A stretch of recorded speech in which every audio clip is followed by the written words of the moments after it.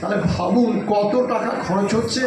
আপনারা যা রোজগার করেন তার 3/4 হাসপাতাল নিয়ে নেবে, যার জন্য স্কুল আর হাসপাতালের পেছনে সব বিজনেসম্যানরা লেগে আছে। That is the best side যেখান থেকে টাকা নিয়ে নেওয়া যাবে। তো আপনারা জেনে শুনে কেন হাসপাতালের দিকে এগোচ্ছেন?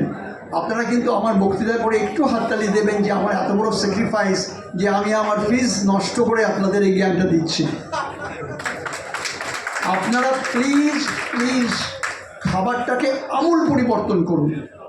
যখন বাচ্চার জন্ম হয়েছিল বুকের দুধ খেত, তখন কিন্তু মাংস খায়নি। তার পরবর্তী কয়েকটা ফেজে বড়দের খাবার আর ছোটদের খাবারে কোনো ডিফারেন্স নেই, শুধু কোয়ান্টিটি। 40 যেই ক্রস করে যাবে, প্রোটিনের দিকে চলে আসুন, কার্বোহাইড্রেট পেছন দিকে দিন।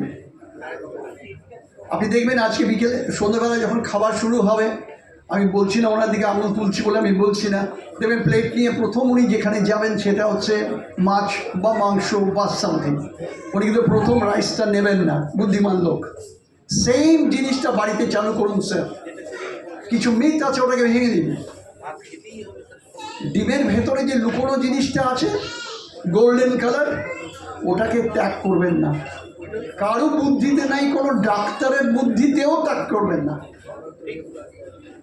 1 থেকে 2 ডিম রোজ খান, নির্ভয়ে খান, আপনার হার্ট ভালো থাকবে, ব্রেন ভালো থাকবে। অতএব ফুড প্রোটিনটাকে নিয়ে আসুন, কার্বোহাইড্রেটকে পেছনে ফেলে দিন। সামান্য কার্বোহাইড্রেট নিন, একদম জিরো করতে বলছি না। একটা রুটি নিন, আটার রুটি, ময়দা নয়। আর ভাত যদি নিতে হয় 1 মুঠো ভাত। বাকি কিন্তু ডাল নিন, বাদাম নিন, সয়াবিন নিন, মাশরুম নিন, ডিমটা রাখুন, মাছটা রাখুন, মাংস অপশনাল। কারণ দাঁত পড়ে গেলে, হাড় ভাঙতে গেলে আরেকটু করতে দাঁত পড়ে যেতে পারে। সো ফুড নাম্বার 2 হচ্ছে দয়া করে ঘুমটাকে নষ্ট করবেন না। টাইমলি ঘুমন। আজকে একটু দেরি হবে, কিন্তু টাইমলি ঘুমন। 11টা, 11:15টার মধ্যে শুয়ে পড়ুন। সব মহিলারা কমপ্লেন করে ঘুম আসে না রাত্রিরে। আসবে কীভাবে? পাশে যে ভদ্রলোক তো আপনার দিকে তাকাচ্ছে না, ন্যাচারালি আসবে কীভাবে? তো ওদের জাগিয়ে দিন, লাইট অফ করুন, সেলফোনটাকে দূরে রাখুন। আর লাস্ট হচ্ছে হাঁটুন। হাঁটুতে ব্যথা হলেও হাঁটুন, হাঁটুতে ব্যথা না হলেও হাঁটুন। সবাই বলবে হাঁটুতে আমার ব্যথা, আমি হাঁটতে পারছি না, বাট ইউ মাস্ট মুভ, যেটাকে বলেন মোশন। মোশন লোশনের মতো কাজ করবে। ইউ মাস্ট মুভ, হাঁটতেই হবে। যদি না হাঁটেন, হাঁটা বন্ধ হয়ে যাবে। গতকাল আমাদের ক্লাবে ছিল শান্তনু দত্ত, অ্যাডভোকেট শান্তনু দত্ত। তার মা বাথরুমে স্লিপ করে পড়ে গিয়ে এই হাড়টা ভেঙে গেছে, বিভৎসভাবে ভেঙেছে। পরশুদিন অপারেশন করব। 88 ইয়ার্স। সেখানে আরেকটা টিপস দিচ্ছি, কেন পড়ে গেলেন। স্বাভাবিক নিয়মেই মাথা ঘুরতে পারে যে কোনো লোকের, কিন্তু দাঁড়িয়ে স্নান করার এই প্রবণতাটা কেন? কোনো বয়স্ক লোক দাঁড়িয়ে স্নান করবে না, বসে করবে। আমার ঠাকুরদা, তার বাবা কোনোদিন দাঁড়িয়ে স্নান করেনি, হয় পুকুরে নেমেছে, আর নইলে গাড়ু নিয়ে বসতো, ওপরে গামছা থাকতো, নইলে টুলে বসে স্নান করতো। ওরা মোর সায়েন্টিফিক ছিলেন। আমরা বড্ড বেশি ডিপেন্ডেন্ট হয়ে গেছি যে শাওয়ার ছাড়া স্নান হয় না। আরে শাওয়ারে স্নান করুন, বসে স্নান করুন, দাঁড়িয়ে করছেন কেন? মাথা ঘুরে যেতে পারে, যেটাকে ভ্যাসোভ্যাগাল অ্যাটাক বলে, যে কোনো সময় উল্টে যেতে পারে, অ্যান্ড ভাঙবেই।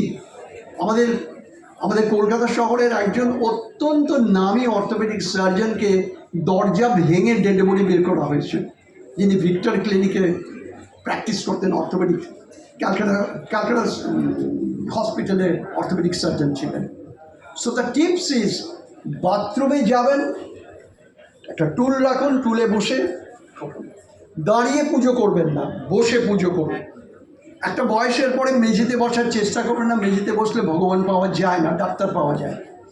তো হাসপাতাল অ্যাভয়েড করার জন্য একটু উঁচুতে বসুন। ছোঁয়াছুঁয়ির একটা মস্ত বড় ব্যাপার আছে মহিলাদের মধ্যে, তো দাঁড়িয়ে অনেক সময় ইত্যাদি করেন, সেটা না করে নিজের বাড়িতে কোমরে বসেই সব কাজ করুন।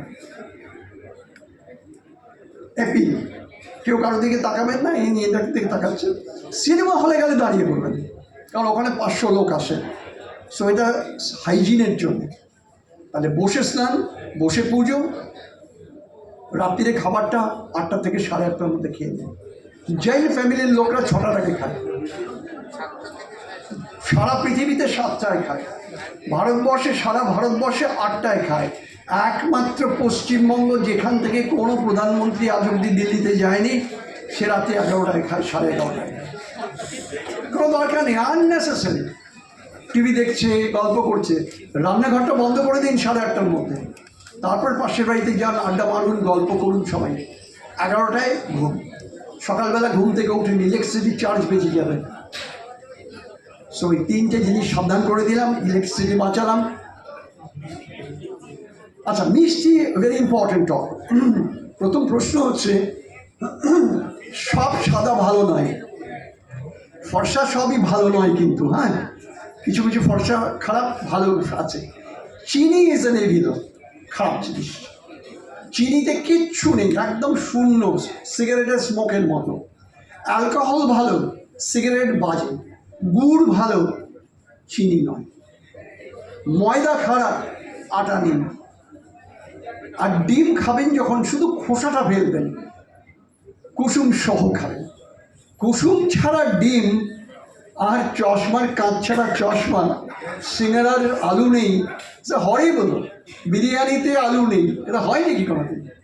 সো আপনারা নির্ভয়ে খেয়ে যান, আমি গ্যারান্টি দিচ্ছি কোনোদিনও কোলেস্ট্রল বাড়বে না। আপনি যদি হাঁটেন, মিষ্টি খান, বার্ন করুন। আমি বললাম কিছুটা ডাক্তারদের যে বদনামটা আছে সেটা সরানোর চেষ্টা করলাম, কোনো হিংস নেই।